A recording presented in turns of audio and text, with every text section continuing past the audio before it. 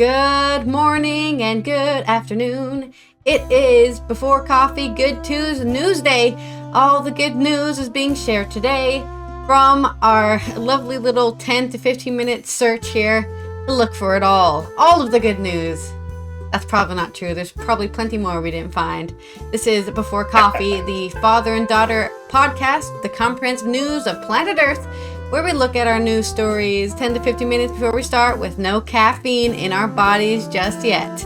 Let's check out these headlines. Today on Before Coffee, blood tests allow 30-year estimates of women's cardio risks, a new study says. Good news, Singapore approves 16 types of insects as food for humans amid the sector's growing buzz. Ozempic could slow down aging, researchers suggest. And Americans are reinventing retirement. They're choosing travel and hobbies over relaxing. And the United States government seizes a plane belonging to Venezuelan President. London celebrates the creativity of disabled artists at Unlimited. And Pedro Almodovar says there should be the possibility to have euthanasia all over the world. And it's National Bowling League Day, so let's go bowling, dude. On September 3rd, 2024, on Before Coffee.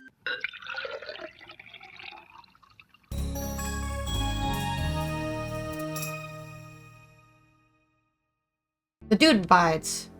The dude abides. We're gonna go bowling later, I guess. Internet bowling. Yep. And before we do that, let's find out if I can have cardio risks 30 years in advance. That's right, this is off Reuters by Nancy Lapid.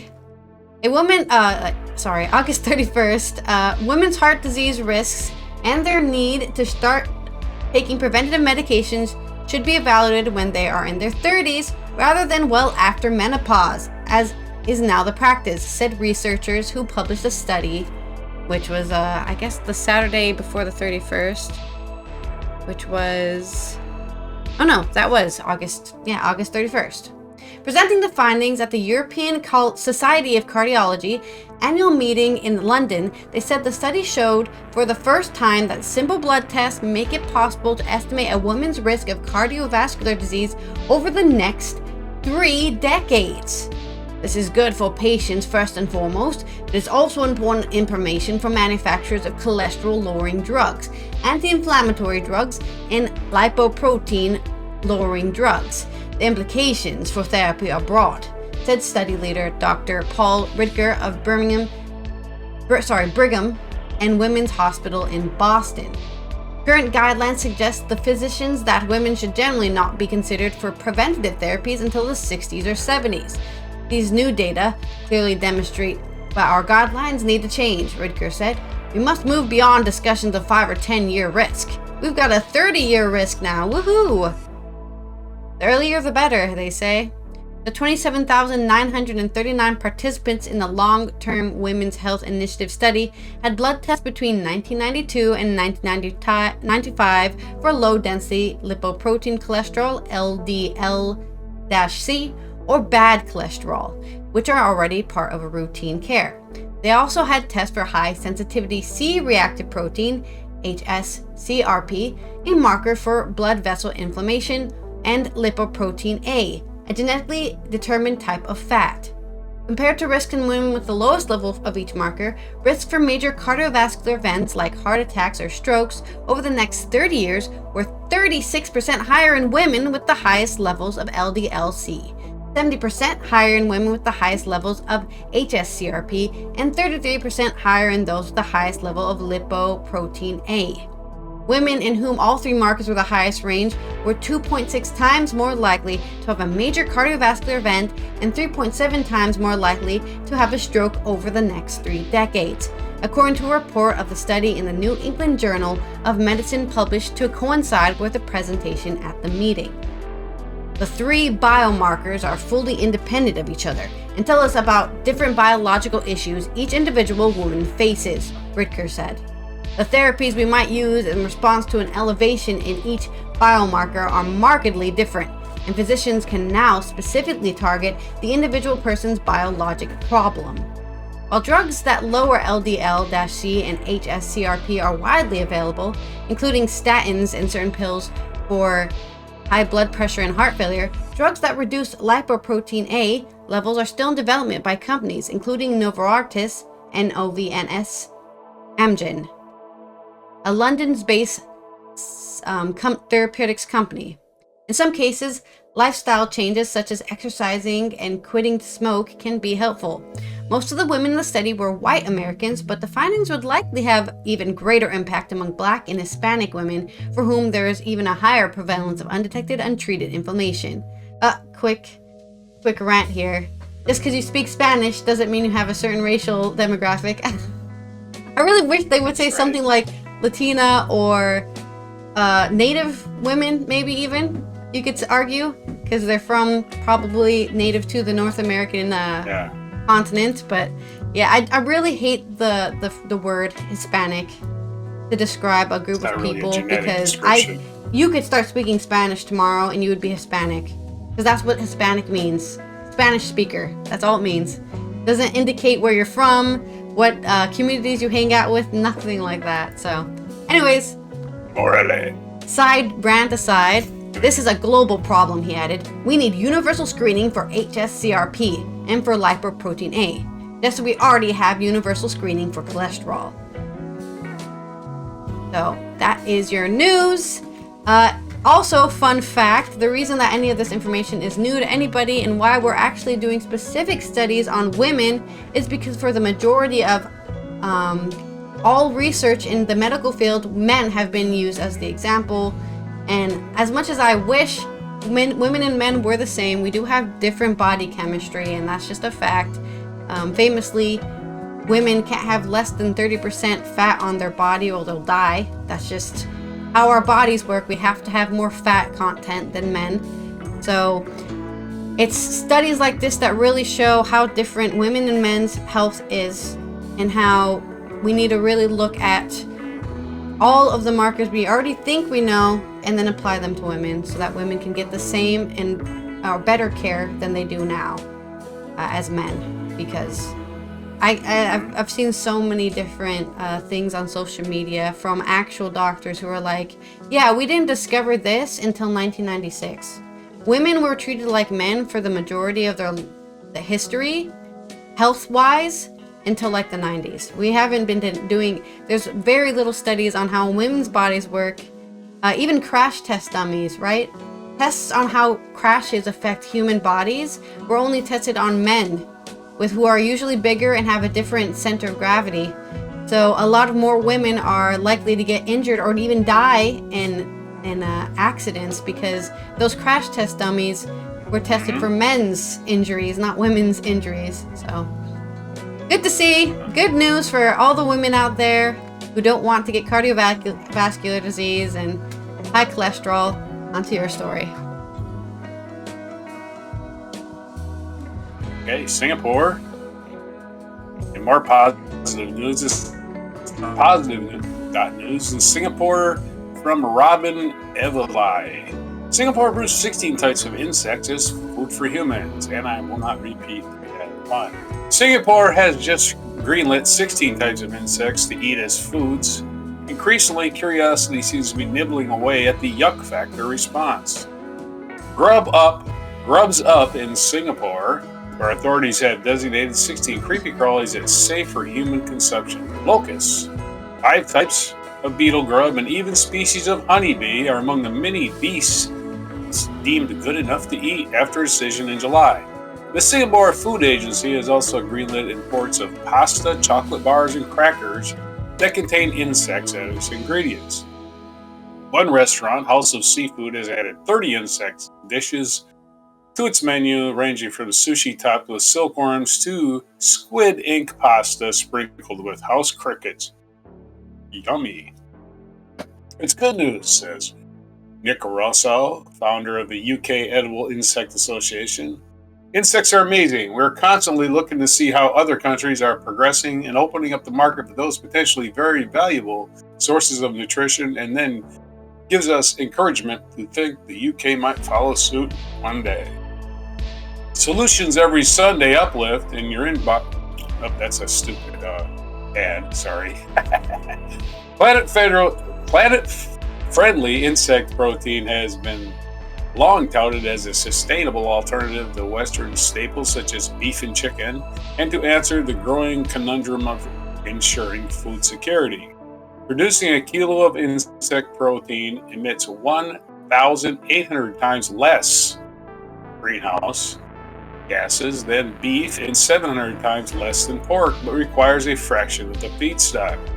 Insects are also highly edible. Around 80% of the body weight can be scoffed, compared to 50% of chicken and pork and 40% for cattle. Just think how much energy birds take, just an aside. How much energy birds and bats, for instance, take to fly, to generate enough speed to fly. Think about the calories they have to consume, and their diet consists almost entirely of insects. And you see how efficient it is to eat bugs. Anyway, back to the story. More than 2,000 insect species are being eaten across 128 countries, with the UN among the bodies plugging bugs as a sustainable way to get quality protein into our diets. Insect protein is very similar to animal protein in that it has all the amino acids, lots of antioxidants, lots of micronutrients, and is a better source of nutrition than a lot of plant-based protein. But insects can also be fed on waste. They have a much smaller environmental footprint, so they don't use nearly as much water or land, and they don't emit methane in the ways lots of livestock does. Lots of livestock. Well, when they're saying lots of livestock, they mean you have a feedlot and it's just packed with animals, and all they're doing is eating and digesting all day long, and that's all they do.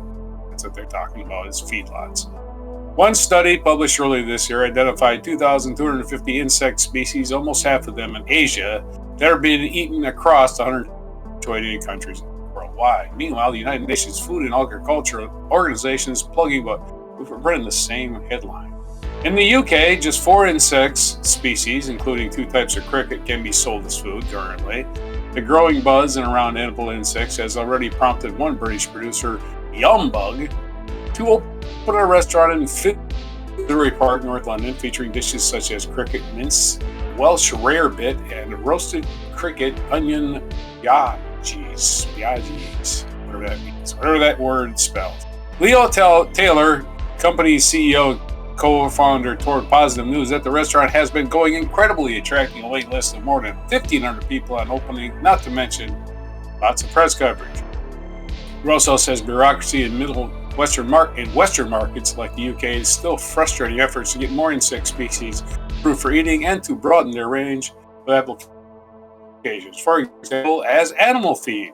However, the taste tests are gradually nibbling away at what Russell calls the yuck factor. People are just curious, he says. I do tastings quite regularly, and people want a chance to experience this and decide for themselves. And time again, they come back and say, well, that was great. I can't stop eating them. I love them. I just can't stop eating it. Love it. Bug grubs up. Today's specials are, hop on over to Yumbug's website for some bug-based recipe ideas. How about kicking off with some buffalo worm and sweet corn fritters with a side of Asian slaw and gochujang dressing? Okay, sure. For the main course, take a cross-continental leap to Italy for a twisted take on classic carbonara with crunchy crickets in place of bacon. And for dessert, currently on the menu at Yumbug's London restaurant, is their Williams pear chocolate, high tea, and cricket crumble. Anyway, there is your story on eating bugs. Jumbo is actually a local grocery market here in the Netherlands, and I did look up if they have insect recipes, and they do. Yeah. All right, get on down there. Yeah, you can make an insect burger with some avocado, you know. Yeah, you're limited on how many bugs they can serve, though, right? Yeah. Mostly crickets these days. Yeah. Also in the chat, profound is God says, good facts. Thank you, brother. God bless. So good facts there. Don't forget our cricket sound effects we have. Hold on a second. Oh, right, of course. If you can find it. There we go. Not only a good sound effect, also delicious. Back to you. Okay. For our next story, we're talking more about drugs and how they're making life easier. And this is about Ozempic, which is famously the weight loss drug that's been going around, I think, for a year now. And there has been multiple studies seeing that it has way more far-reaching benefits beyond what they initially imagined. This is from Paul Allingham on The Independent. The anti-obesity drug Ozempic could slow down aging and has far-reaching benefits beyond what was imagined, researchers have suggested. Multiple studies have found semaglutide, available under the brand names Wegovy and Ozempic, reduced the risk of death in people who were obese, overweight, and had cardiovascular disease without diabetes. Participants who took semaglutide died at a lower rate from all causes, as well as from cardiovascular causes and COVID-19, researchers found. The drug was also found to improve heart failure symptoms. Responding to research published in JACC, the flagship journal of the American College of Cardiology, Professor Harlan M. Krumholtz from the Yale School of Medicine said, semaglutide, perhaps by improving cardiometabolic health, has far-reaching benefits beyond what we initially imagined. He added, these groundbreaking medications are poised to revolutionize cardiovascular care and could dramatically enhance cardiovascular health. Multiple reports also quoted Professor Krumholtz saying, it is a fountain of youth? He said, I would say if you're improving someone's cardiometabolic health substantially, then you're putting them in a position to live longer and better. That's right, we need our heart to live, so the healthier it is, the longer you live. That's just a fact. Not just avoiding heart attacks, these are health promoters. It wouldn't surprise me that improving people's health this way actually slows down the aging process. The studies presented in the European Society of Cardiology Conference 2024 in London were produced from the SELECT trial, which studied 17,604 people aged 45 or older who were overweight or obese and had established cardiovascular disease but not diabetes. They received 2.4 milligrams of semaglutide or a placebo and were tracked more than 3 years. Okay, so this study has been going for 3 years on 17,000 people. A total of 833 participants died during the study, with 58 of the deaths related to cardiovascular causes and 42% from others. Infection was the most common cause of death beyond cardiovascular, but it occurred at a lower rate in the semaglutide groups than the placebo groups. People using the weight loss drug were just as likely to catch COVID-19, but they were less likely to die from it. 2.6 dying among those on semaglutide versus the 3.1% on the placebo. Very minimal number, it's not like 100% or anything. It's not even 1% more. Researchers found women experienced fewer major adverse cardiovascular events, but semaglutide consistently reduced the risk of adverse cardiovascular outcomes regardless of their sex. Dr. Benjamin Dirisia, leading author of one of the studies and professor of cardiovascular medicine at Harvard Medical School, said, the robust reduction in non-cardiovascular death, and particularly infections death, was surprising and perhaps only detectable because of the COVID-19 related surge in non-cardiovascular deaths. These findings reinforce that overweight and obesity increase the risk of death due to many etiologies, which can be modified with potent incretin-based therapies like semaglutide. Dr. Jeremy Samuel Faust, an emergency medicine physician at Brigham and Women's Hospital, praised the researchers for adapting the study to look at COVID-19 when the pandemic started. He said the findings that the weight loss drug to reduce COVID-19 mortality rates were akin to a vaccine against the indirect effects of a pathogen. He said, people with coronary artery disease who had fatal myocardial infarctions precipitated by physiological stress or inflammatory response induced by COVID-19 or any infection could have averted those outcomes were their risk profiles lowered when infected. By adding documentation of COVID-19 cases and mortality, the SELECT trial has yielded important insights regarding the epidemiology of COVID-19 and the very nature of infectious disease mortality. So, small findings, but still findings nonetheless. I mean, like they said, 58% of the deaths were related cardiovascular and 42 from others.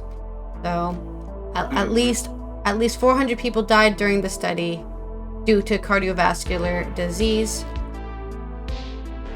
And yeah, the Ozempic, well, it's not even just Ozempic, it's the actual drug that it's doing, the glutide, that is slowing down or actually just making your heart work better. It's not dealing with a symptom, it's more like boosting your cardiovascular system.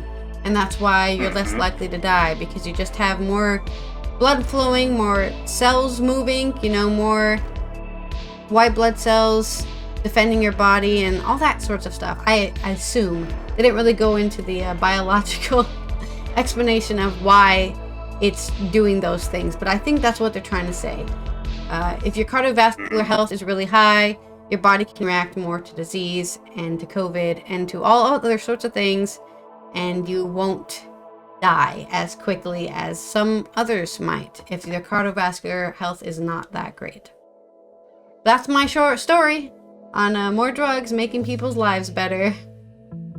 I'm sure Ozempic isn't gonna raise its price so that everyone wants to buy it for that. Right on. I sent you a video, by the way.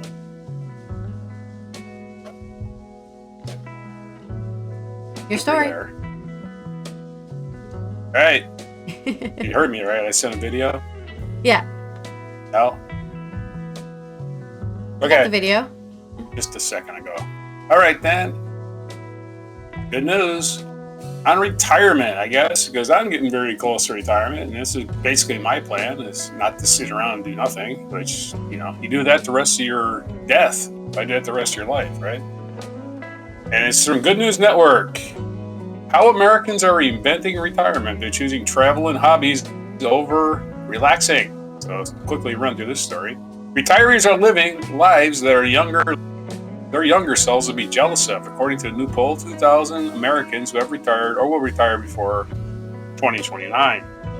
The Benjamin Button effect appears to be in full play as retirees agree they're aging backward and feeling more vivacious than ever. Yeah, tell my back I feel vivacious. I can feel all I want. My body doesn't let me do anything. That's a problem. 60% of respondents are planning for or already have implemented a retirement reinvention, stepping into a completely new version of themselves, with more than a quarter saying their younger self would love to live their current life. Nearly half, or 43%, have picked up an old hobby or plan to, and a third believe retirement will be their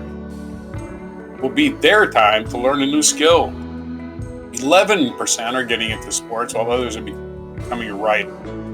17% are learning a new language. 16%. Perhaps to prepare for some of their travel plans during retirement.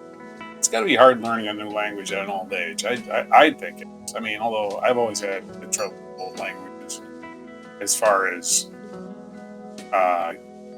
sorting it through in my head before I talk. It just takes me too long to interpret. Commissioned by IHG Hotels and Resorts and conducted by Talker Research, the survey explored what is the new version of old looks like and the role that travel plays in respondents making most of their retirement years. 4 in 10 people surveyed have taken or plan to take the trip of a lifetime to celebrate retirement, and the majority, 59%, are planning to travel more during retirement than they traveled during their working years. This may be due in part to 36% of retirees regretting how much they worked during their careers compared to how much time they spent doing other things. Respondents said their biggest roadblocks to traveling during their careers were lack of budget, 49%, and job flexibility, 43%. But to make up for this, half want to spend less in other areas in their budget so they're able to put more money toward travel. The survey looked at the top destinations for those who went or will go on a retirement celebration trip. Locations in the U.S. topped the list for 59%, Europe was favored by 31%, and somewhere else in North America was chosen by 23%. Boy, these people don't have much imagination, right? What about Australia? What about New Zealand? What about Africa? What about Far East? Some other place, I guess, is what's under. Yeah. Some other place. Basically, this survey. Basically the survey, it says U.S. tops the list for 59%. Europe favored by 31%, and that right there adds up to 90%. So where they're getting 23% after that, I have no idea. So we're saying that more than 100% of the people filled out the survey on the top line, I guess. I don't know. So anyway, when they say favored, maybe they mean it's in their top 5. Maybe that's what it is. I don't know. Anyway, it's incredible to see how many people are taking advantage of their retirement to enjoy things they didn't have time to do for their working years. The reality is people put their careers and families first. So in the retirement area, it's inspiring to see them live their best lives. Connor Smith, Vice President of IHG Hotels and Resorts.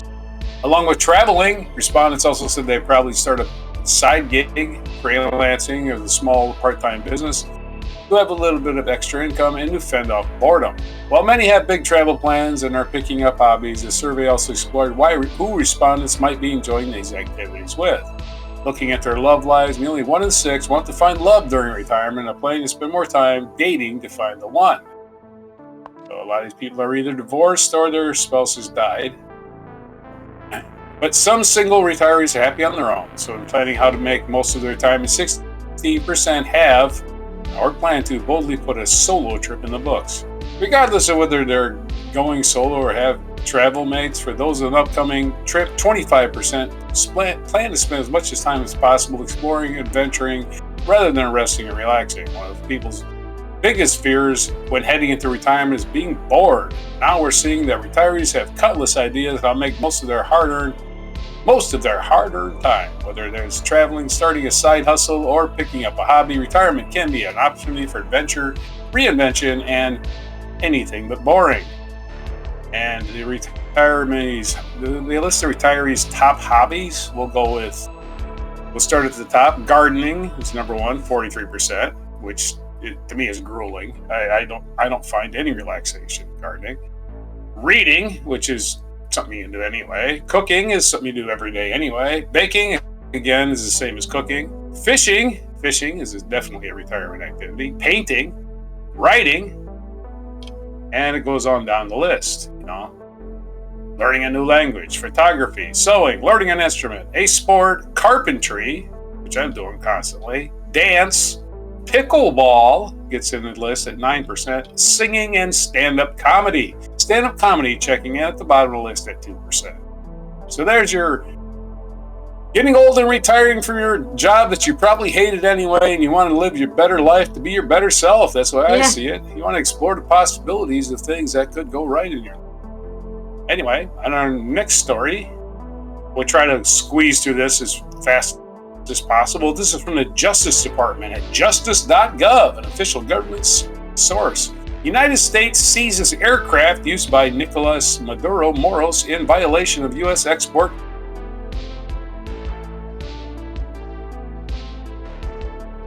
Yesterday, actually, of a Dassault Falcon 900 EX aircraft owned and operated for the benefit of Nicolas Maduro Moros and persons affiliated with him in Venezuela. The aircraft was seized in the Dominican Republic and transferred to the Southern District of Florida at the request of the United States based on violations of U.S. export control and sanctions laws. Didn't even seize it in the United States. Seized it in the Dominican Republic. Crazy. This morning, the Justice Department seized an aircraft we allege was illegally purchased for $13 million through a shell company and smuggled out of the United States for use by Nicolas Maduro and his cronies, said Attorney General Merrick B. Garland. The department will continue to pursue those who violate our sanctions and export controls to prevent them from using American resources to undermine the national security of the United States. So the plane itself was a violation of export controls. Let this seizure send a clear message. An aircraft illegally acquired from the United States for the benefit of sanctioned Venezuelan officials cannot just fly off into the sunset, said Assistant Secretary for Export Enforcement Matthew S. Axelrod of the Department of Commerce. It doesn't matter how fancy the private jet or how powerful the officials, we will work relentlessly with our partners here and across the globe to identify and return any aircraft illegally smuggled outside the United States.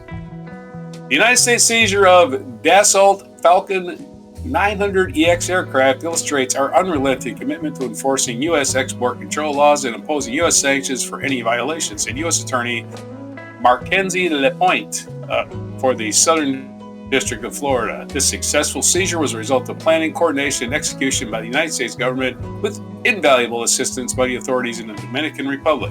Our office, along with our law enforcement partners, will continue to work to forfeit this plane and all other assets that circumvent the law.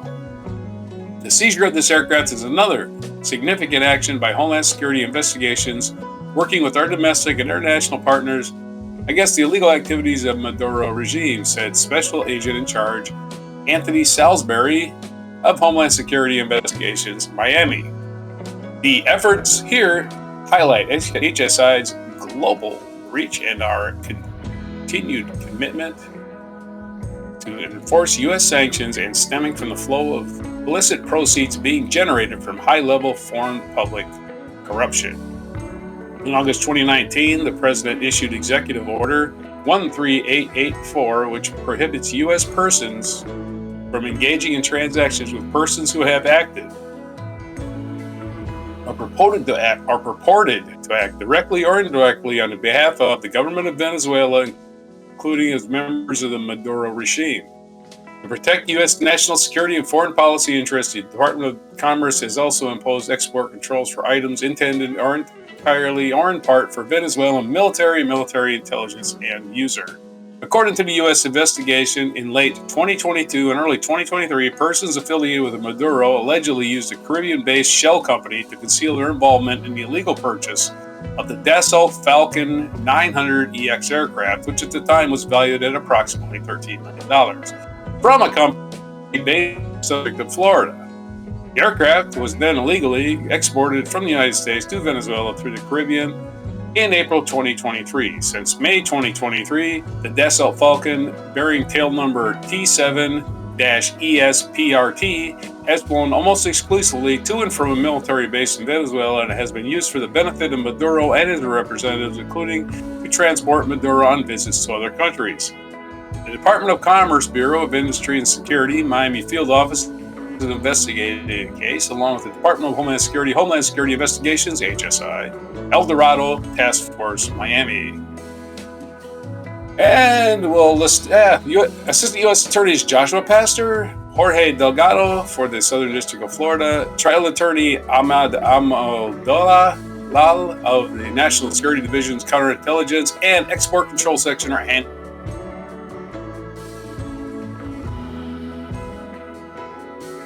And significant assistance is working with authorities in the Dominican Republic. The United States thanks the Dominican Republic for its assistance in this matter. So there's your press release from the Department of Justice. Okay. Going all out to get back a plane that Venezuela was not allowed to buy. So maybe they get their money back, maybe they don't, but they don't get their plane back. Back to you. Okay. I don't think they're going to get their money back. Yeah, maybe. I don't know. It's like, you're not allowed to buy that. Can I have my money back? No, we're keeping that too.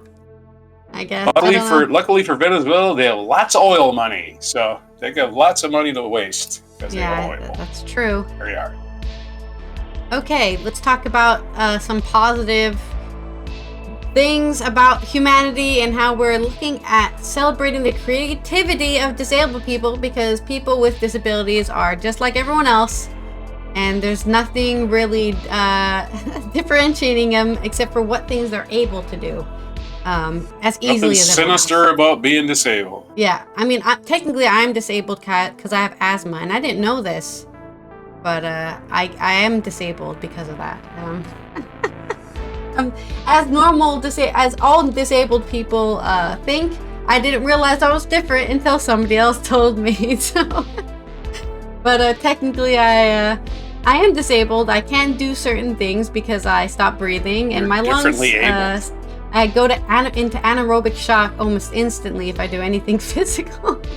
I don't get enough oxygen in my blood. You're differently abled, and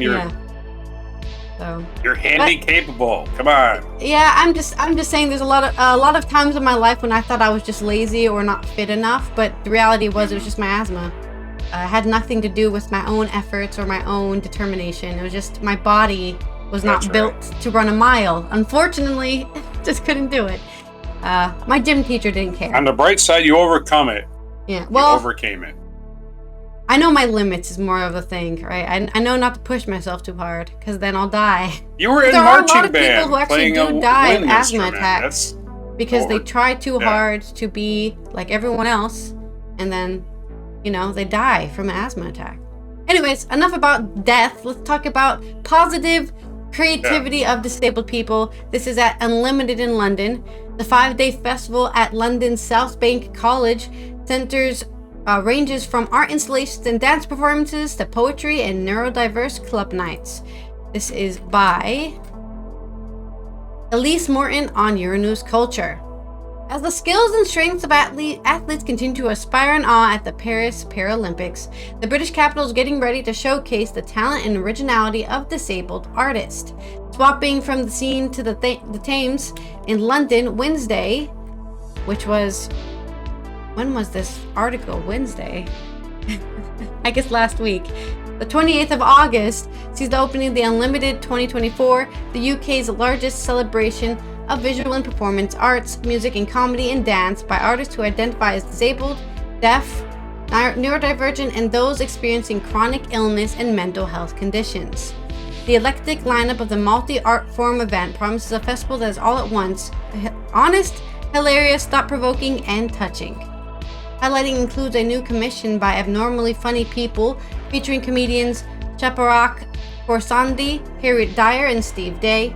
Choreography from Stopgap Dance Company, artist Joe Bannon's sleight of hand tactile installation, a deaf rave, bringing together the talented deaf DJs, singer-musician Ellie Shantae's Accessible Dreamscapes, a music event exploring performance from a disabled perspective, and Disco Erotica's first ever neurodiverse club night in London.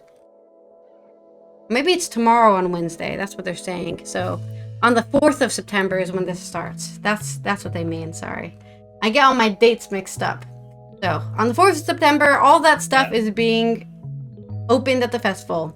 And what's Tomorrow. many of the events are free. That's right, you can go there for free in London in the South Bank Centre. The festival will close the South Bank Centre's summer program titled You Belong Here, which explores themes of belonging, identity, and community. So check it out, get your tickets. I think the tickets are more for letting people know you're coming so that they don't overcrowd the center and, cause disruptions in the events. It's from the 4th to 8th of September. So if you're not there, you're square. Depending on your point of view, positive news, we've got this from Catherine Schwartz on The Guardian. The acclaimed Spanish director Pedro Almodovar has called for euthanasia to be legalized worldwide. Almodovar was speaking ahead of the world premiere of his first English-language feature, The Room Next Door, which stars Tilda Swinton as a journalist with cancer who decides to end her own life and asks an old friend, played by Julianne Moore, to help. This is the problem here, right? Because it's not legal. It's hard to kill yourself, but you want to die. So you have to ask somebody to do it for you. But if somebody kills you, it's murder. It gets so complicated. It's way easier if you just have a system which will help you pass peacefully out of your own choice, because that's what you want to do as a person with a brain. This movie is in favor of euthanasia. Almodovar, 74, at a press conference at the Venice Film Festival said, "There's something we admire about the character Tilda. She decides that getting rid of cancer can only be done by making the decision she actually makes. If I get there before, cancer will win over me," she says. And so she finds a way to reach her objective with the help of her friend, but they have to behave as if they were criminals. Spain legalized euthanasia in 2021 and is one of the only 11 countries in which any form of assisted dying is legal.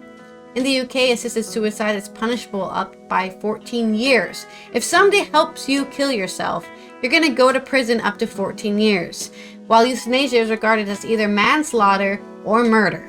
The maximum penalty is life imprisonment. There should be a possibility to have euthanasia all over the world, said Almodovar. It should be regulated and a doctor should be allowed to help his patient.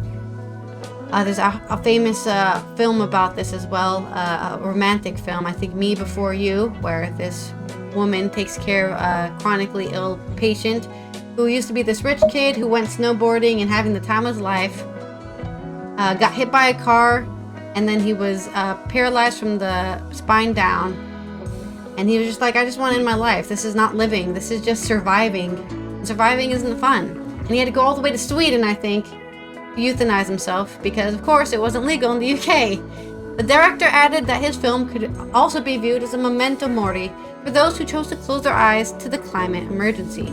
We have to stop this denying of the dangers, said Almodovar. The planet is endangered. Climate change is not something negligible. We have to pay greater attention. However, the director said he tried to be optimistic as the best way to resist. Swinton, who previously worked with Almodovar on a 40-minute lockdown short, The Human Voice, said she was unafraid of her own mortality. I'm personally not frightened of death. I never have been, she said. I know that we stop. I know it's coming. I feel it coming and see it coming. I support my friends when they transition, let's say. I think the whole journey towards accepting death can be long for some people. For some reason, with certain experiences in my life, it came quite early. Me too, but I don't know. I don't have a therapist to ask what experiences in my life indicated to me that it's not a big deal. Maybe when my grandmother died, I guess, when I was only like 10, maybe that was... Oh, maybe the earlier you go to funerals, the earlier you determine, you know what, death is a normal part of life. And you can feel sad about it or you can be shocked by it, but you don't need to have an existential crisis about it. One of the things this film is a portrait of is self-determination. Someone who decides to take her life and are living and are dying into her own hands. It's all about triumph, I think. It's this film, she continued, adding that she also has faith in the inevitability of evolution, wherever it takes us. In the film, Moore's character becomes a proxy for Swinton's character's late mother, and the mother-daughter relationship, said Swinton, was a journey on an adventure that always going to sustain us. Moore said she had long been drawn to the vitality of Almodovar's work. There's such a tremendous life force in Pedro's movies, she said, and that's what we all respond to. It's almost like when you're watching these movies, you could hear everybody's heartbeat. She applauded as so unusual Almodovar's eagerness to treat their friendship between two older women with a weight and dignity. Before working with the director, she said she had assumed there was something innately Spanish about his work, rather than an aesthetic particular to the man himself. This was corrected after she set foot in his apartment and saw all of his movies come alive right there. Oh my god, it's all here! It just vibrated with life and humanity. Swinton said she had first seen Almodovar's breakout film, Women on the Edge of Nervous Breakdown, in 1988 in the company of Derek Jarman, whom she was living and working with at the time. We all immediately went, there's a cousin in Madrid and we're waving at you. Yet while London culture was trying to marginalize us, continued Swinton, Jarman and his collective were impressed by the fact Almodovar was never marginal. Pedro was always right in the center. He always was the face of a huge cultural movement. We admired it and we fed off it. Swinton recalled gingerly approaching the director at a party and suggesting they work together. I'll learn Spanish for you, she remembered telling him. I'll play a mute for you. I don't care. To step into his frame when you have the privilege to know the vernacular of the space so well is one of the major privileges of my life. Room Next Door is Almodovar's 25th film and the follow-up to Parallel Mothers 2021, which also premiered at Venice and won the festival's Best Actress Award for Penelope Cruz's Almodovar's more frequent on-screen collaborator. The film premieres on Monday, so I think it already premiered, because this is probably from yesterday. Why don't they just do dates? Remember when people just told you the date because somebody might be reading this? I think it either premiered on September 2nd or will premiere on September 9th. I don't know, because God forbid they give me a date. And also play at the New York Film Festival in October with an award season friendly release date expected later this year.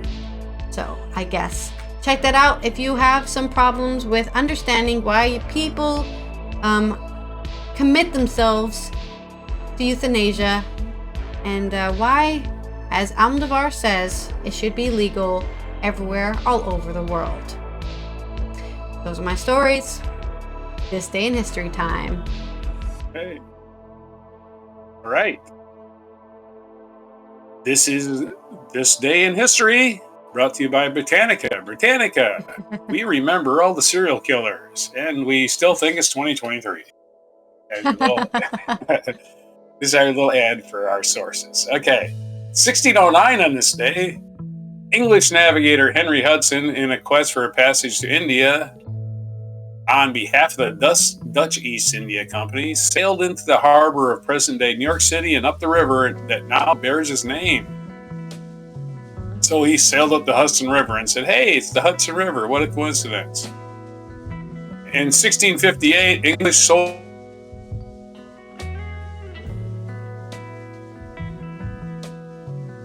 was it Charles II, I believe. Oliver Cromwell died in London on this day in 1658.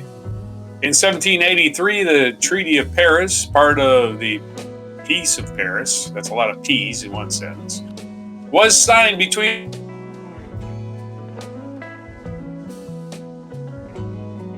Revolutionary War and right before the French Revolution.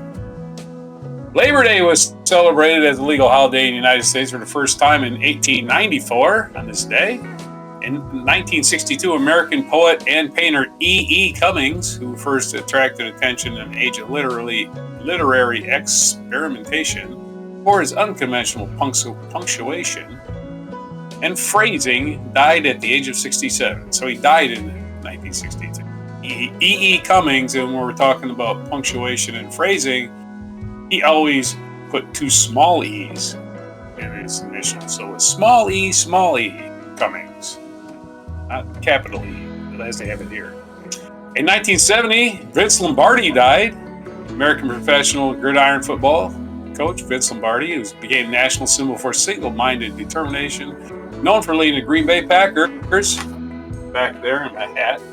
And my other hat is sideways there, and on my football in the corner. So you know I'm a Packer fan, and the season starts Friday. Well, Vince Lombardi died at this age, 57 in 1970. He only got 57 years because he ignored his colon cancer. He ignored the cancer that he had. Oh, no. And he just let it go. Just ignored it. It'll go away, and it got him. He only got 57 years. But the Super Bowl trophy is named after Vince Lombardi. It's the Vince Lombardi Trophy because he won 5 championships in 7 years, which is a feat still unequaled in the NFL. In 1971, Qatar officially became independent from the United Kingdom, or as some people call it, Qatar. It's spelled Qatar, Qatar. Happy Independence Day. In 1971. 1991, American film director Frank Capra died at the age of 94. He was best known for his series of beloved films that included Mr. Smith Goes to Washington and It's a Wonderful Life. Both movies, one pre-war and one post-war, starring Jimmy Stewart. In 2001, American film critic Pauline Kael, an outspoken reviewer of the New Yorker magazine, who has celebrated as much of the provocative style of her writing, died in Massachusetts. A lot of famous writers and directors dying today. And football coach. In 2012, Colombian drug trafficker Griselda Blanco, who is the leading figure in the Miami drug scene in the 1970s and early 80s, and was known as the godmother of cocaine, was fatally shot in Medellin, Colombia. Yeah, that's the hazards of being the godmother of cocaine. Somebody's going to knock you off your perch. In 1976, Viking 2's Mars landing. Yeah, after nearly a year-long journey, NASA's robotic spacecraft Viking 2 landed on Mars this day in 1976 and began relaying information about the planet's atmosphere and soil, as well as color photographs of the rocky surface. I remember the first pictures, and it's like, oh, it looks just like the desert. That's a desert landscape type after a volcano, perhaps, because nothing's really growing there. And of course, on Earth, something grows like 10 minutes later, something's already growing. Even in the desert, especially with volcanoes, because of all that nutrient-rich soil, all it needs a little moisture, and they're growing something. Our feature biography, Louis Sullivan, American architect, born September 3rd, 1856 in Boston, Massachusetts, and died April 14th, 1924 at the age of 67 in Chicago. What did he build? I'm not sure, but he was an American architect. Other featured birthdays. Ferdinand Porsche, an Austrian engineer, apparently the guy who started the car company. Otherwise, why would we be remembering him, right? He was born in 1875. Alan Ladd, American actor, born in 1913. American crime boss Whitey Bulger, 1929. Well, we're remembering criminals again. Whitey Bulger, famously portrayed by Jack Nicholson in what was it called? The Departed. Also played. Whitey Bulger has made appearances in many mob movies. Anyway, it's his birthday today, so we're remembering that. Oh, really? 1947, Mario Draghi, Prime Minister of Italy. Maybe he's the original Super Mario. Yeah, let's start with that one. He was born in 1947. In 1963, Malcolm Gladwell was born, Canadian journalist and writer. So happy birthday to Malcolm Gladwell. He is now 61. What day is it today? Here's one I don't understand, but let's try it. It says National Another Look Unlimited Day. I'm going to click on that link and see where it goes. It's National Welsh Rarebit Day. Do you know what that means? You've been to Wales. Do you know what Welsh Rarebit is? Yes, it's a kind of food item. I guess you could look it up, but it's a food dish. I am looking it up. It's a food dish.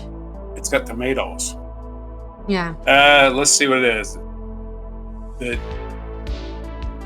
September 3rd, National Welsh Rarebit Day whips up a tasty and satisfying snack. What is rarebit? If that's how you say it. The cheesy toast was originally called rabbit in a tongue-in-cheek way by the Welsh language because there's no rabbit in the meal. Similarly, the mock turtle soup having no turtle in it. Welsh rarebit does not contain rabbit. Instead, the dish is made with toast that is hot cheese poured over it. Over time, the dish became known as Welsh rarebit, nod to the inside joke. So there you go. It's just cheese on toast with, I guess you can get a another poached piece egg of toast on it. It's a grilled cheese sandwich is what it is, okay? It's a grilled cheese sandwich. They've called it rarebit. Okay, and the other holiday I didn't understand, National Another Look Unlimited Day, is the day after Labor Day every year. National Another Look Unlimited Day provides an opportunity for fall cleaning. Okay, so it's a day to clean your house. Are you feeling green? Has stuff piled up around the house since spring cleaning this time? The observance is the day dedicated to taking a look around your home and ridding it of excessive things you have accumulated. Think spring cleaning meets fall cleaning. So it's basically fall cleaning. Donate your clothes. Just get rid of all the crap you're never going to use again. And it's also National U.S. Bowling League Day. Not just go bowling today. Join a league if you can find a bowling alley. Unfortunately, the only one bowling alley within a 50-mile radius of our house is closed down years ago. Because whatever. I don't know. Bowling alleys are great. I don't know why they ever closed down. But if you have a bowling alley, if you form leagues, that will keep the bowling alley going for sure. And hey, what better way to spend a Wednesday night? So anyway, there's your stories for today. September 3rd, 2024 on Before Bowling.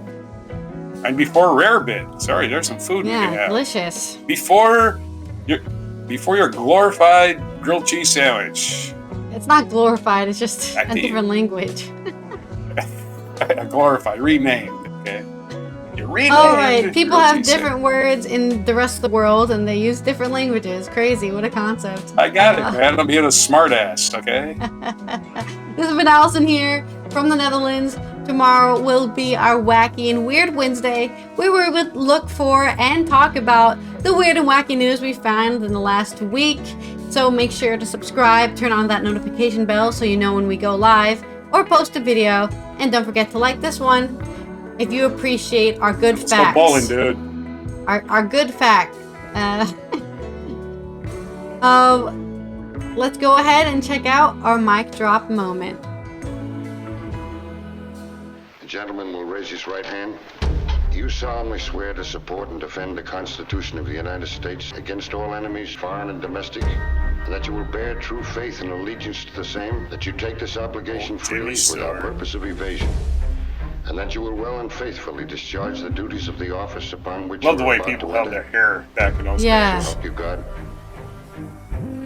So help you God. I do. I know Jefferson Smith, The modern and I will personally trailer. vouch for him. There's Yeah. been a big mistake. Why don't you Did they even do trailers back then? You're not a senator. Hey, it's Uncle Billy. You're an honorary stooge. What's that? Country is bigger Did than they even the do Titanic. trailers back then? I don't Yeah, you know saw the 'em at the history of movies. trailers. Before you saw your feature, they would run a trailer just like you do now. They're right here. But not like this. This is No, modern this is trailers. a 4K re-release. Yeah. Notice Frank Capra used Uncle Billy in this movie. It's a Wonderful Life. Well, I guess check out a Columbia He's not the classic. same actor.